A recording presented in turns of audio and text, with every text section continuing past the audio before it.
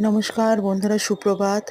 আমি যেখানে আছি দেখো কি সুন্দর, জায়গাটা শান্ত।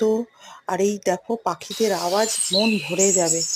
শুধু শান্ত হয়ে এই আওয়াজটা, এই শব্দটা ফিল করতে হবে।